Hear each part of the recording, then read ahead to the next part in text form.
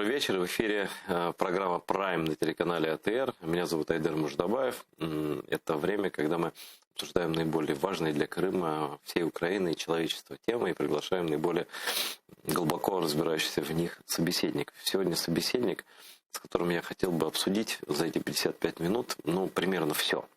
Вот, это человек, которого все знают, уважают, и мнение которого почти всегда оправдывается, прогнозы, а мнение всегда обосновано. Это Валерий Чалый. Приветствую, Валерий. Добрый вечер. Это украинский дипломат, надзвичайный повноважный посол, да? Как у вас эти титулы? Вот это как в армии чем соответствует это чему? Залишається надзвичайний повноважний посол України. Это генерал? В принципі, це перший ранг державного службовця. Генерал. Як і по всім уваги всіх перевірок і доступів, все це найвище те, що є в українській дипломатії. І, в принципі, це дуже почесно, тому що це вже значення... Я не про себе, я кажу взагалі, що люди розуміли, що, в принципі, це рівень, до якого кожен дипломат намагається йти все свою дипломатичну кар'єру. То есть у дипломатов...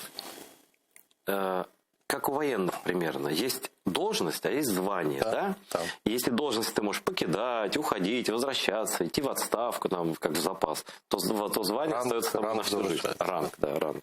Да. Как на флоте. Что же каперанг, кавторанг и так далее. Вот немножко разобрались в тонкости украинской дипломатии. В общем, это генералитет украинской дипломатии у нас представлен сегодня Валерием Чалым, бывшим послом Соединенных Штатов, там и много чего. И человеком, который присутствовал при разрушении Советского Союза фактически 30 лет назад. Вот. И об этом мы тоже поговорим. Но начать я хочу с главной темы, с которой мы всегда все начинаем. Это тема наших политзаключенных. Конкретно в данном случае всех вообще, и последние вот эти задержания, обвинения в диверсиях Наримана Джилялу, первого зампреда Меджлиса крымстатарского народа, которому адвокат которого Николай Полозов сообщил, что им наказание, статью изменили на групповую диверсионную деятельность, и теперь это до 20 лет лишения свободы. Это фактически сенцовский срок. Нариман, 4 детей, журналист, аналитик, бывший журналист АТР, политолог, абсолютно мирный человек, выступавший на Крымской платформе. У нас, оказывается, по версии русских, занимался подрывами сельских газопроводов, которых и не было на самом деле. И еще 2 людей пытали, которых захватили, и показания дали. В курс всего этого я бачу, це якраз помста. Тобто він, в принципі, його голос був дуже серйозно почути в Україні.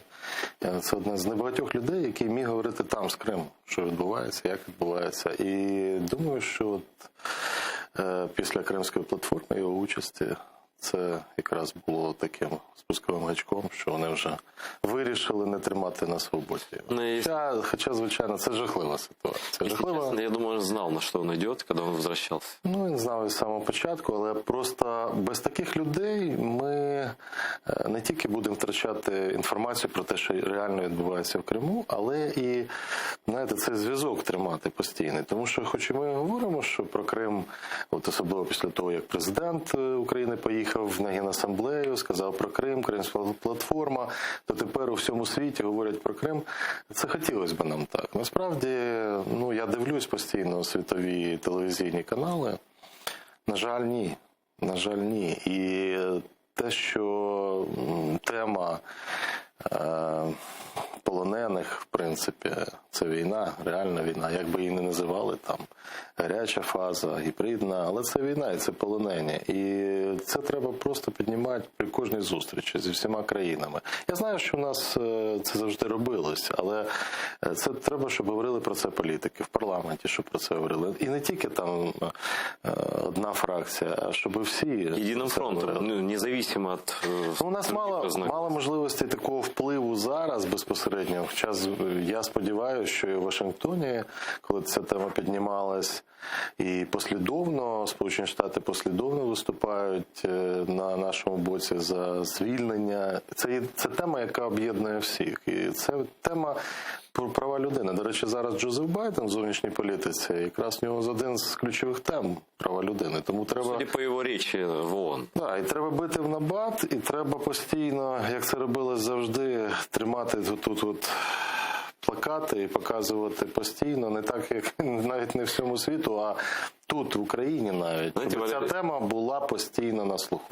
Я, правда, не слышал речь Байдена. Я не знаю, будет ли нам, крымским татарам, помогать больше, чем камерунским геям, например. Я не против совсем помощи камерунским геям, да? Вот, но я не вижу конкретной пока помощи нам со стороны мирового сообщества. И вот пример тому, это я даже не Соединенные Штаты, они действительно заявления жесткие делают, и действительно Байден имеет список политзаключенных, и, наверное, это месть и Байдену еще, ну такая, то есть дать понять Байдену, пусть тебе президент в списке, но вот я еще захвачу. Наверное, так тоже логика какая-то была. Может, так. Да. Парламентская ассамблея Совета Европы отказалась рассматривать вопрос, который мы хотели внести туда, по поводу нарушения прав человека, по поводу вот этому, да. Потому что мы это уже обсудили, в резолюции уже написали. То, что там идут новые захваты, новая волна репрессий уже по линии Меджлиса, ну, как бы, ничего. Почему так? Ну, з одного боку, в принципі, все якось відбувається. На дипломатичній лінії постійно це питання, особливо України, в фокусі уваги. І те, що піднімається це питання на найвищому рівні, звучить, і те, що є різноманітні інституційні вже речі, це дуже добре. Але чому так виходить, що їде президент України? Я зараз не про президента України, я про країну. Їде, виступає з найвищої трибуни, зустрічається з генеральним секретарем ООН Гутієришем, і ООН не приєднується до Кримської платформи. Там це найвища трибуна, є виступ, і немає країн, які би зараз доєдналися, збільшили. От по резолюції побачимо, я дуже сподіваюся, що буде розширено коло країн. Але тому що, знаєте, тому що у кожного свої питання є, це правда. Зараз світ настільки динамічний і, так як називають, прагматичний. И Америка тоже уже такого влияния. Раньше бы Америка куда-то вошла в какую-то платформу, там очередь стояла из сателлитов всяких там. Якби нам вдалося в цьому питанні підсилити цю позицію в інших країнах, ну, мене завжди турбувало, і я говорив про це відверто кожному своєму колезі-послу в Сполучених Штатах, Казахстан, там, та ж Білорусь раніше, да, вірмени. Ну, я казав, слухайте, ну, якщо ви будете так, ваші країни так будуть працювати, то нічого доброго не буде, ви потім станете наступними. Ви не думаєте, що ви зараз будете підспівувати Путіну, і це у мене вас, ну, таке от доля така сама. І я вам скажу, що деякі з них, особливо ті, хто мали досвід як міністри закордонних справ, вони навіть зробили деякі кроки. Якщо ви побачите, коли був я там в Вашингтоні, навіть Казахстан змінив позицію. І це завдяки особистим контактам. Ну, а потім знову повернулося все назад. І я вже не кажу про більш країни впливові, але дуже цінно, щоб країни бувшого Радянського Союзу, вони також відчули цю відповідальність, і що вони також можуть бути частиною цього агресивного розширення російської нової імперії. Валерий, наверное, самый сложный вопрос, потому что, по-моему, в 13 бывших, ну не в 13, в 9, что ли, я не помню, можно сейчас посчитать, просто не будем заниматься. Путин держит свои войска, да, практически везде, кроме стран Балтии. Его войска стоят на территории Грузии, на территории Армении. Теперь Тададам на территории Азербайджана. Это последняя страна, где он держит свой контингент. І зараз він пропонує американцям скористатись базами Росії на території цих країн, до речі. Прекрасно. Узбекистан. Тобто, от такий от, ну, це фактор контролю. Світ називає це прагматизмом, але я називаю, ну, це цинізмом, тому що дуже багато речей відбулись такі, що, ну, інколи вигідно не бачити. Я вам скажу на своєму прикладі. Я, коли починалася війна з Росією, то всі відмовлялись взагалі визнавати, що там є російські регулярні війська на нашій території українській. І розвідка ж цих країн працює. Они же докладывают, кто там. Вони кажуть, да, вони знають, вони кажуть, хто там як. Але там все. я запитував, я кажу, ну я розумію, ну ми теж знаємо, там, що у вас відбувається в ваших відомствах, що ви доповідаєте і що ви говорите публічно. Як, ну так от уже ми розмовляли, кажу, ну що вам треба, щоб ви сказали, щоб Путін так. признався. Тому що були захоплені і розвідгрупа, і десантники були захоплені, і паспорти, ви пам'ятаєте, там показували ці всі. Кажуть, покажіть зброю, яку от росіяни, російську. Ну, хорошо. А грузовики вот эти, зробили, вот эти вот. Ні, так зробили на виставки, там, де у нас якраз меморіал Другої світової, звезли цю зброю. Коли зібрались посли і військовий аташе, там президент не зміг під'їхати, він мав би бути відкривати цю виставку, мені доручив, я був там, відкрили, все тут, російська маркировка з Росії, тобто, ну, ясно, що це не трактористи там, а це ясна російська зброя. Військовий аташе однієї країни європейської. Я кажу, ну, от тепер очевидно. Він каже, та, що це якби танк. Ну і тут якраз перезвонив командуючий, да. Ні, це ще до того. Ну, це були не пов'язані речі з сухопутними військами, і каже, ми і танк веземо російський, так само. Тобто, уже після цього якось вони почали, ну дивитися, знаєте, дивимося один в очі, ну, це ж все очевидно. Але на політичному рівні це набагато складніше. І тому, коли ви говорите про Крим, я, наприклад, декларацію Помпео, про те, що Америка ніколи не визнає спробу анексії Криму і цю окупацію, я думав, що це недостатньо, ну, що це дуже мало. Що це якось так само, як Балтійські країни, що це займе дуже багато років, і нам треба набагато більше. Але виявилось, що це також важлива річ. І зараз, якщо всі приєднаються до такої позиції в світі, це буде, ну це по дипломатичній лінії, нам потрібно мати і всі країни світу, не тільки ті, хто брав участь в Кримській платформі. ООН немає, на жаль. І після візиту президента підпису немає. Я вважаю, що це... Я знаю, що з ООН важко. Я знаю, що там... Гутерреш не проявив свою позицію, її нет у нього? Ні, ну тому що у нього там є Рада безпеки, в якій є Росія. Тому ясно, що там є питання, але правильно сказали, що якщо ООН ми говоримо про її реформу, то там має бути і позиція, а не просто так. Є інші організації, які мають приєднатися. Є країни, яким не приділили увагу, відверто кажучи. І це шмат роботи, який треба робити. Це Африка, Латинська Америка. Не хватило времени на них, ні, я думаю. Ні. Це просто не допрацювали, я вважаю, тому що з цими країнами... І Китай, звісно, по локоть. Там дуже серйозна робота йде Росії і Китаю, і гроші вкладаються великі. А маленькі країни не хочуть взагалі ставати на чийсь бік, дуже багато з них. Але завжди є аргументи, які спрацьовують. І в Вашингтоні, в першу чергу в Вашингтоні, тому що там є Організація американських держав, це всі країни американського континенту, Північної, Південної Америки. З ними треба говорити. І я колись, я вам поясню, чому складно. Коли говорив з одним послом однієї країни, маленької країни, Карибського басейну, він каже, сьогодні у мене унікальний день. Сьогодні у мене і посол України, і посол Росії були в один день.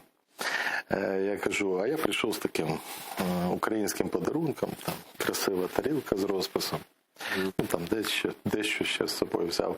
А він каже, тільки посол Росії заходив з готовністю купити наш завод. Чемодан денег, грубо говоря. Да. І, от така ситуація. Але врешті-решт це спрацювало, там якось на якийсь час тарілка спрацювала, тому що люди теж розуміють, і вони також розуміють. Ну, не всі ж безсовісні, звісно. Ні, це ж не про совість, це про позицію країни, і я просто звертався до їх історичної спадщини цієї країни. Вона маленька, але вони самі були в дуже складній імперського домінування, і ця боротьба. І єдине, що їм дуже складно, якщо ми не ведемо постійно таку роботу з ними. Там є різні способи, як Да, це то есть робити. это не бывает, провел платформу и пошел спать. Да, Конечно, дипломатия и дальше должен системна построить. постійна робота, де недостатньо одного заходу, і навіть сама МЗС не зробить. Тому що те, що мене запитували, а ваші інвестори можуть вкласти гроші в наше підприємство, а можуть, тобто це ціла робота. У них свої проблеми, вони думають, да, у них поможуть свої, нам. у них, взаємно. Там є, до речі, світ дуже цікавий, і дуже багато країн стикаються з проблемами не такими складними, як у нас. У нас війна, але у них також є питання непрості. І ми можемо знайти поєднання інтересів. Тому це треба робити, і чим більше у світі буде тема ця звучати, тим краще.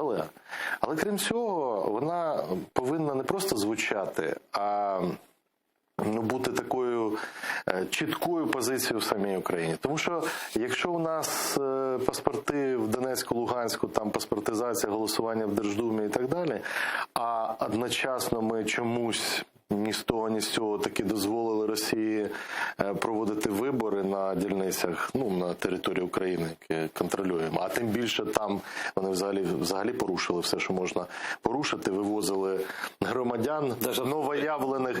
Тому чому ми це робимо, чому ми так не реагуємо зараз? Тобто на нас будуть дивитися, наскільки ми... Как мы себя ведем, так они будут себя подстраивать. Я вот, собственно, к чему спросил про... Хотел сказать, что Эрдоган же встречается с Путиным завтра. У них складна ситуація. Да. Я дивлюсь за цією ситуацією, як вона розвивається. В них конфликт серйозний. Там було обстріляний... Отдельно, это очень важно. Я хочу, Валерий, чтобы вы рассказали про стартовые позиции, на которых находятся стороны перед этой встречей с Путиным. И сможет ли хоть как-то сдвинуться ситуация с нашими политзаключенными, может ли, хочет ли, имеет ли возможность Эрдоган завести разговор об обмене, понятно, он ничего освобождать просто так никого не будет, наших политзаключенных? Він зробив вже до цього багато кроків для того, щоб звільнити кримських татар, ви знаєте. Декілька чоловік, да, припис. Да. І ясно, що без нього навряд чи це вдалося би. Я думаю, що Туреччина, як би ми не ставились до самого режиму внутрішнього Туреччині, це туркам вирішувати вже. А от стосовно його дій, він дуже послідовний і вміє грати на цих всіх протиріччях, а одночасно займає послідовно, не тільки він, а турецьке керівництво зараз займає постійну позицію підтримки незалежності України, суверенітету і повернення. С другой стороны, вот в Венгрию пошел газ частично через Южный турецкий поток. Они имеют отличные экономические отношения. И в принципе, они не наложили санкции, да, Турция санкции не ввела, в отличие от других стран, европейских, например, да. Вот. Но с другой стороны, у них есть возможность вот как-то по-другому чуть общаться с Путиным, да, например, таких же политзаключенных. Знаєте чому? Тому що Путін поважає, чи прислухається, чи звертає увагу на сильну позицію. Як тільки турки збивають черговий російський літак чи вертольот, зразу розговор получає. Зразу у них нормально. І зразу відбувається розмова. Ясно, що вони не хочуть доводити цього до конфлікту, але в них зараз ситуація така, що там з Асадом разом в Сирії Путін хоче взяти ключову позицію. Да? І так само турки, там же обстріл був якраз тих підрозділів, які турки підтримують. І вони можуть тут серйозно зійтися в такому зіткненні. Но это точно не в интересах Турции, и это действительно угроза. З останнім часом Туреччина відновила так більш потепліли стосунки з ключовими арабськими країнами. І тут Росія, Іран, а там Об'єднані Арабські Емірати, тут вони знайшли свої кроки. Тобто я думаю, що така розмова зараз більше потрібна Путіну. Тому, із-за того, що вона більше потрібна Путіну, то в принципі можна, я думаю, це робиться, попрацювати в цьому плані, щоб Ердоган, очевидно, що це не перше його питання, але все рівно, я думаю, у нас теж з ними зараз, з Туреччиною, є свої контакти, ми закуповуємо у них там обладнання, зброю, тобто тому треба про це говорити. Треба про це говорити. І які б не були питання зброї, ну, питання людей, звільнення полонених – це завжди ключове питання. Думаете, Ердоган все-таки заговорит об этом? Я не знаю, чи йому президент України звертався з таким проханням. Но шанс есть. Сам він цього робити не буде. Це тільки може бути через нашу роботу і розмови. Тобто... Валерий, а вот интересно, вот как вы оцениваете это? Я свое мнение скажу по поводу Турции и отношения Путина к Турции, к Эрдогану. Вот если посмотреть на карту, что происходит в последние годы, да? Оккупация Крыма. Над Турцией нависает военный вот этот авианосец огромный, Крым, да, вот, как бы сказать, ну, плацдарм военный. С юга он зашел в Сирию, фактически, де-факто, мы говорим про Беларусь, но он Сирию оккупировал фактически. Выход на Средиземное море, он регулирует потоки беженцев в Турцию, ведь первым с беженцами сталкивается не Евросоюз, который стонет от этого, и там политика меняется, там правительства падают, там правые поднялись, которых Путин поддержит. В Турции гораздо больше этих людей. И это реально демография в Турции. У них лира упала. Там тяжело. И это чисто гибридная война. И плюс он вводит войска на территорию союзника Турции, Азербайджана. Под каким уж предлогом, это второй вопрос. Но русские, если входят, не факт, что они уходят. Вообще, в принципе, откуда-то. Получается, что Турция потенциально обложена Россией. Ну, я вважаю, що Туреччина навпаки останніми роками усвідомила, по-перше, ці всі виклики загрози. Вони не тільки з того боку, а і вони підсилились. Турецька армія сильна, вона член НАТО, але вона сама по собі дуже сильна.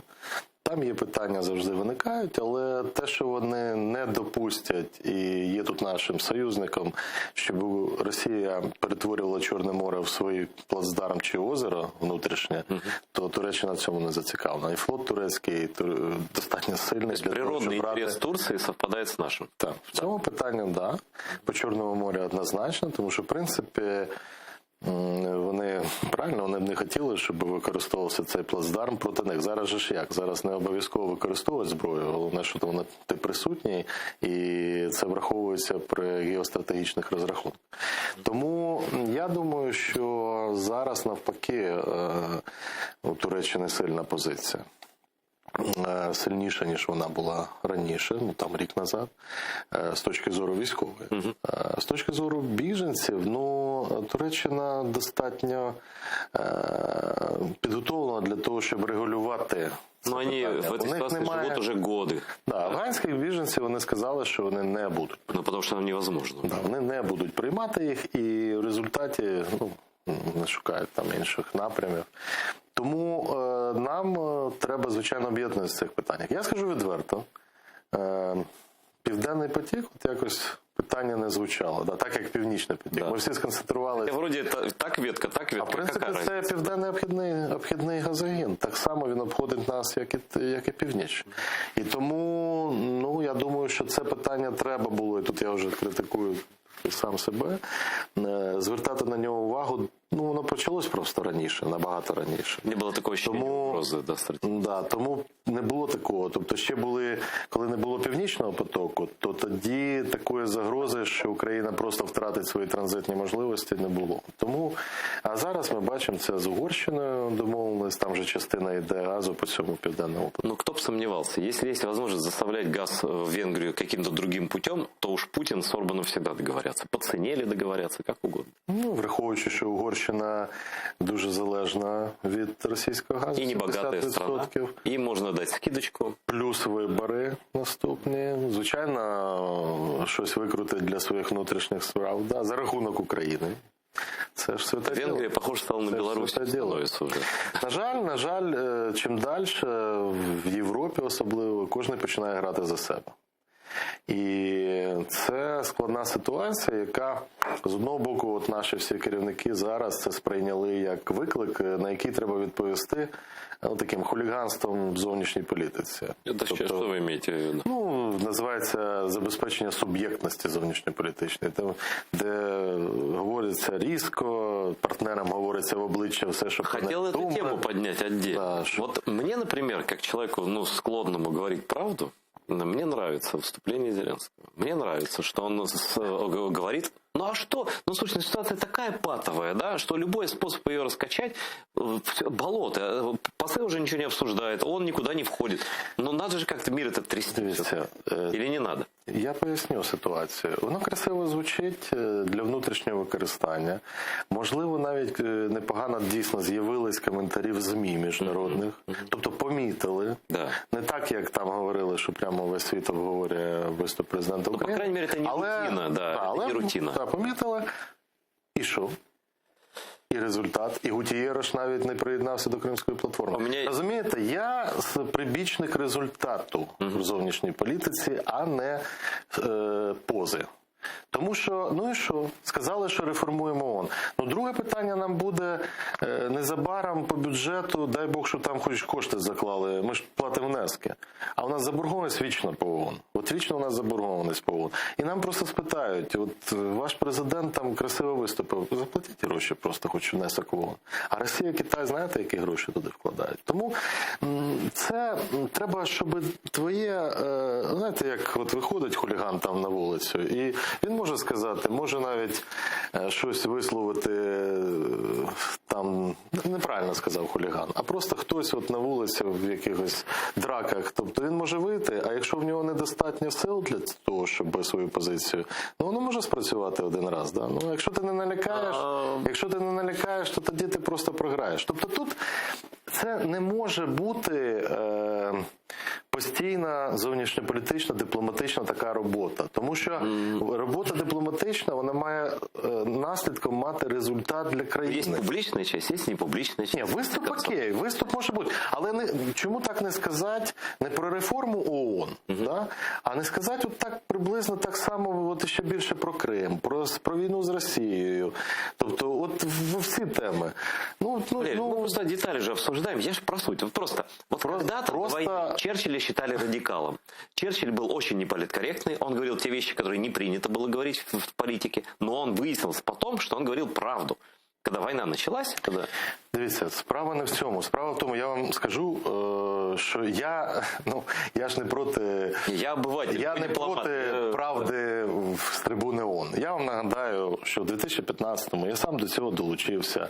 Правда звучала наступним чином. В карман за словом не лізь. Да. Виступав президент України, коли на балконі вийшли і виставили розстріляний український прапор в Іловайську. Да?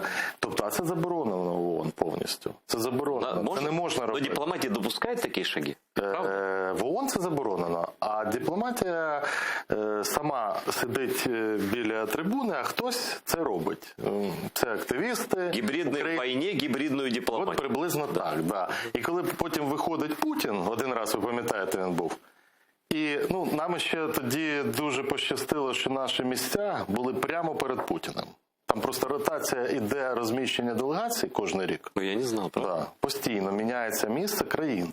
І от нам пощастило, що місце України якраз було, от якщо ви бачите картинку, зараз українська делегація сидить так далеко, да, у Україні, а там Україна було прямо під трибуною.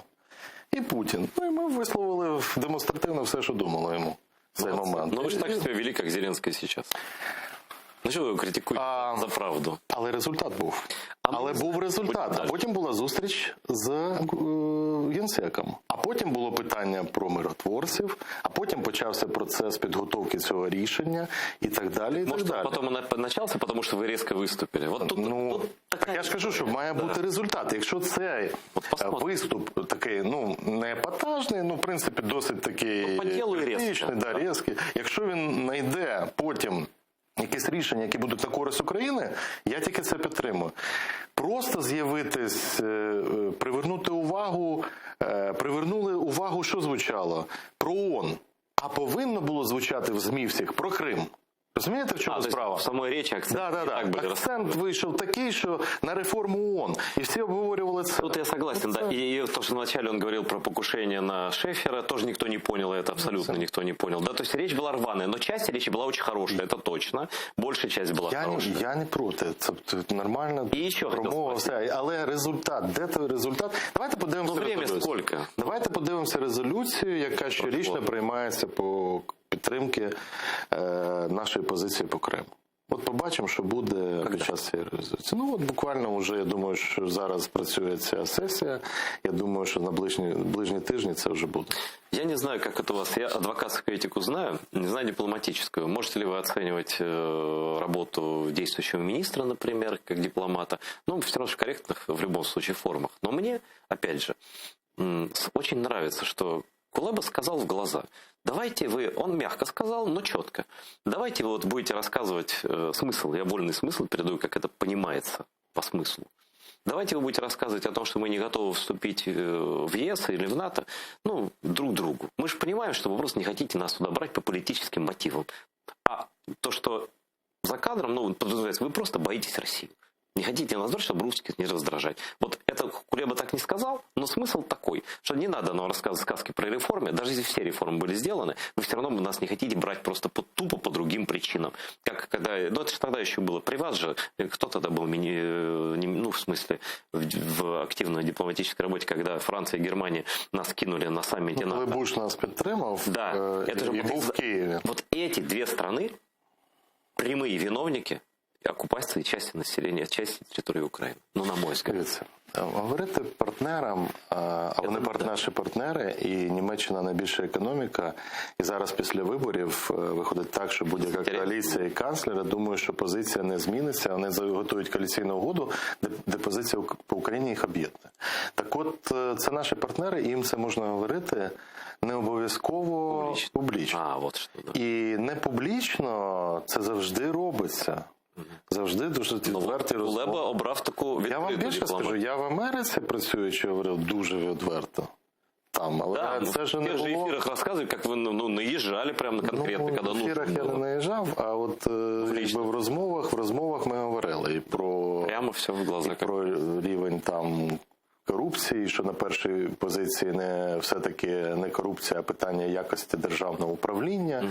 І треба говорити про війну в першу чергу, бо ми поклали стільки людей. Пріоритети правильно розставили. Тобто, да, зараз, на жаль, звучить воно по-іншому. Тобто, я не оцінюю там особистості, мене більше хвилює інше. Щоб це не було сприйнято як така образа. Це ж сама історія. Та сама історія, яка була в свій час там при пізньому, можливо, Кучмі, і там якийсь період і при Януковичу так само, ну було ще різкіше це зроблено, що ви нас не хочете нас брати, ну і не треба, ми підемо до Росії. Так. Тобто ж, я думаю, що тут є різні оцінки, я думаю, що це робиться свідомо для того, щоб досягти якихось цілей. Ну і світ змінився. Зараз почали всі так різко говорити, якось почалась більш відверта розмова дипломатична, як не прийнято було так раніше. Але треба завжди зважувати свої можливості і цю критику.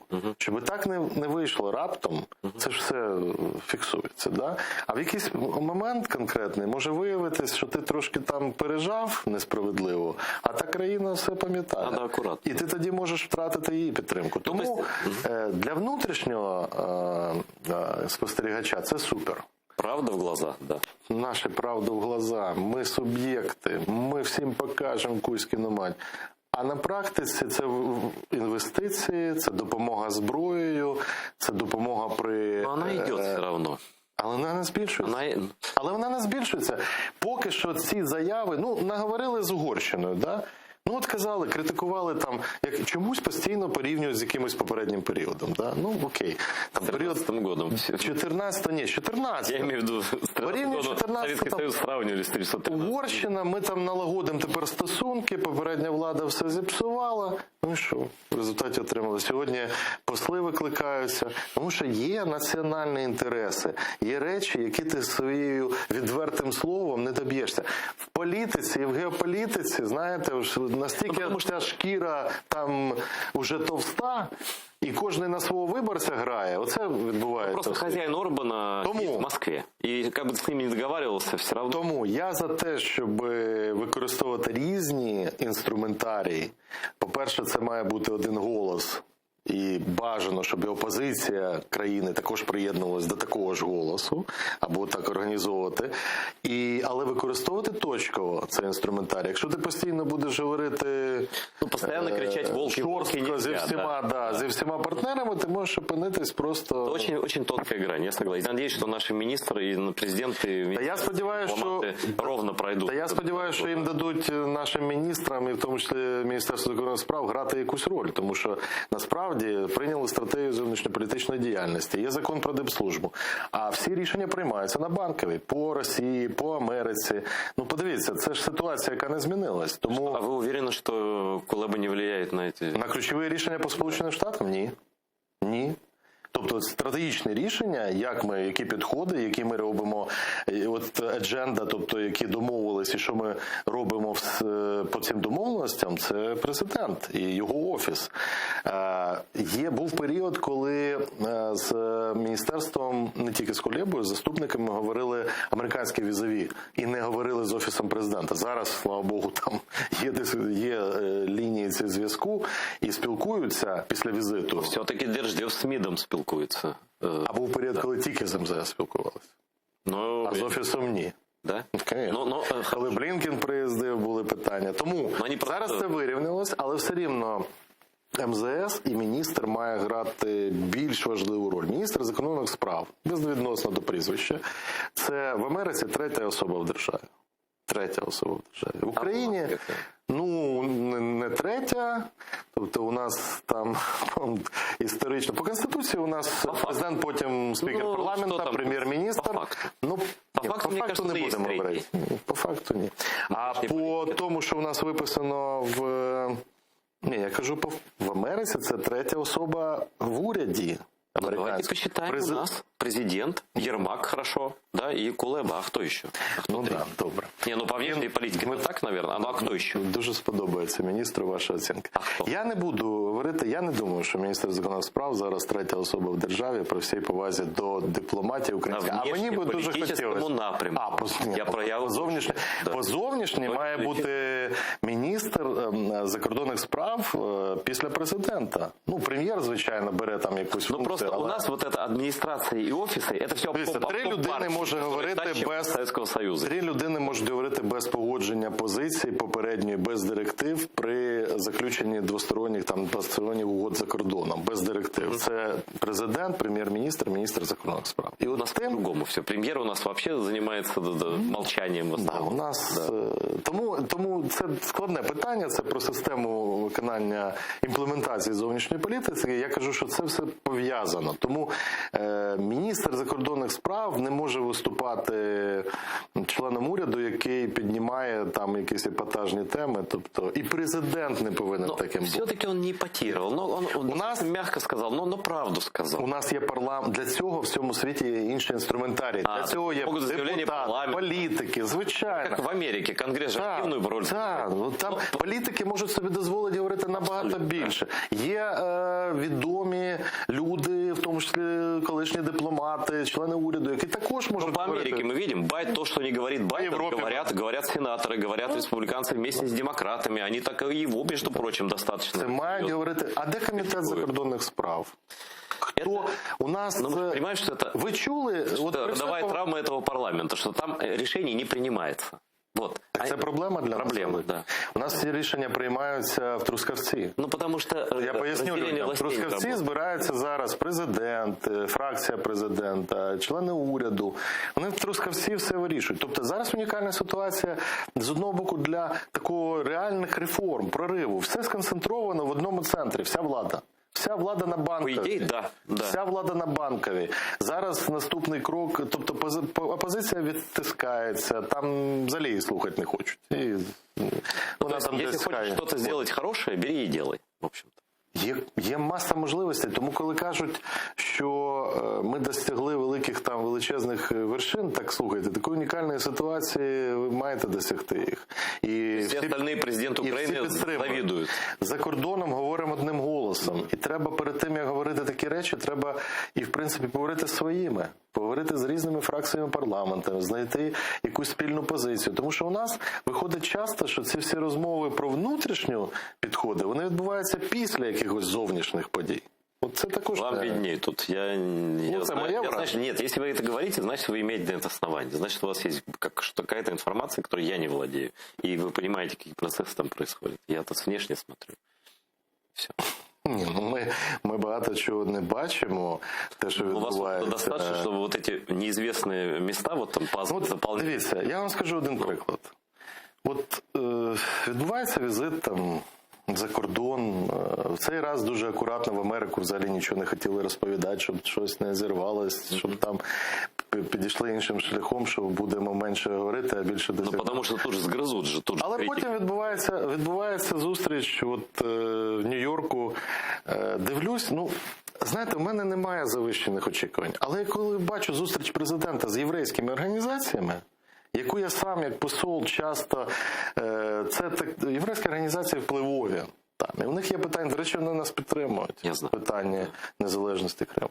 І я завжди шукав на цих зустрічах, щоб був баланс, різні представлені організації. Все. Тут я бачу зустріч, по суті, з єврейськими організаціями, а називається це зустрічю з інвесторами. Это тоже было очень странно. Я когда это увидел, я перезвонил другу, навіщо? да, и спросил, а что это такое? Какие-то инвесторы? Это же еврейский комитет Так, американский. тільки тому, що раніше сказали, що буде зустріч з інвесторами. И там вообще не Я хочу, щоб говорили правдиво, чесно говорили. Особливо в тій сфері, де я знаю, де я професійно орієнтуюсь. Не треба людям розказувати от, щось того, що немає. Це нормально. Зустрілися з єврейськими організаціями. Чому це приходить? Чому президент Зеленський, там глава офісу, боїться сказати, що вони зустрілися з єврейськими організаціями? Может, я не знал Я не глава офиса, что это именно вот эта организация, какая роль. Там она же не бизнесовая. Это организация очень широкого спектра действий, как говорится. И у них, это же, ну, Украина, это... Я з ними зустрічався. Вони В можуть... Украине у них куча интересов, потому что Абсолютно. здесь очень много истории еврейской и всего Але остального. це не точно, що ключові Ну, окей, інвестори... мы не знаем, о чем там обсуждение Тобто, шло. хочеться правди. Хочеться правди і хочеться такої ж правди, як наші зараз очільники. От правду матку ріжуть Туди? партнерам. Да. Хай вони так правду Розкажіть розкажуть. теж. Тут Ми є теж хочемо почути трохи логіка. правди. Но в отличие от официальных лиц, вот я, например, как журналист или как просто человек, могу даже, вот хочу поговорить, услышать ваше мнение про вот так называемый Вашингтонский обком. Нас всю жизнь убеждали, советских людей, что есть сначала страшное вот это явление всемирное, вот этот обком, потом это стало дружественным нам явлением, да, но все равно это какая-то мистическая сила великая, да, Америка рулит миром. И тут выясняется, что Америка пришла в Афганистан. Потратила денег столько, что если бы за эти вот 7 лет в Украину было вложено 10-я часть этой суммы, уже НАТО нам не надо никакого. Мы бы уже сами были израильской армией. Со всеми, там, ну, со всеми причиндалами, да. И вся эта американская разведка, все эти ЦРУ-аналитики, все. Оказалось, что они не смогли ничего предугадать. Они вгрохали триллионы денег в страну, которые они просто выкинули их в окно. И тут... Если бы не Украине дали бы хотя бы что-то, и сейчас начнут давать что-то, ну, ребята, ну, мы точно не сдадимся, как Афганистан. Це складна тема, тому що вони кошти, які там платили, вони вкладали і в свою армію, там велике. Ну, понятно, все одно. Да, і вони це робили, в тому числі, щоб не було терактів на їх території. Угу. І, в принципі, Превентивні з міри 2001 року, ви бачите, ситуація з цим набагато краще стала. Це ж була війна проти тероризму, так, як об'явлено. Але ви праві, що я був, ну, якщо коротко сказати, я був, сказати, здивований, нічого не сказати, тому що я вірю головнокомандуючого об'єднаного командування штабів, ну, це мої генерали, які чули всі Мілі. Ну, це як наш главком. Я був з Мілі, зустрічався, я досить відверто цікаво з ним, він мені дуже багато розповідав, вечеряли разом і про батька, і про всю історію, він дуже чесна людина. В цьому плані, ну, такий... Американські воєнні – це взагалі соль землі. І він сказав публічно, що не було достатньо даних. І це просто катастрофа, тому що якщо ми при американських можливостях... Якщо у них недостатньо даних. Вони прорахувались з точки зору термінів. Вони то, в принципі, розуміли, що вони роблять, вони виводили поступово, але з точки зору термінів. І ця картинка, вона вбила імідж... Вона позорна. Вбила імідж Сполучених Штатів серйозно. І в своїх собственних глазах, своїх собственних І тут, до речі, попри Не знаю, хто віддавав наказ участі нашим військовій розвідки в таких ризикованих операціях. У нас парадоксальна річ, у нас в якихось операціях заперечує там Зеленський. А в каких-то, наоборот, ми в якихось ми йдемо на такі ризики. Але молодці, що я можу відзначити, мабуть, велась робота серйозна, що вони, в принципі, зробили ту роботу, на яку не наважились спецназовці ні американські, ні інших країн. І, це наша роль, це війна, в якій наша планка страху набагато відрізняється від того, що є у інших. І це бачать американці. Вони ж насправді, роблячи Вашингтонський обком, кажуть в Москві, Кремлі, американці допомагають Україні, окей, тренують все, а вони нас отримують також це саме тренування.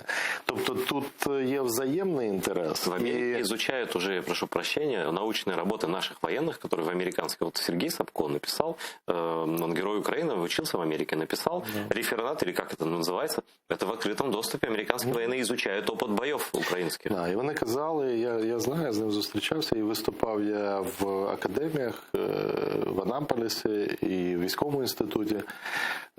Вони казали, що вони дійсно дуже багато дивляться тут на новий досвід нового 21 століття. Війни, в принципі, не 5-го покоління, а ще 4-го, але в нових умовах, з новою зброєю.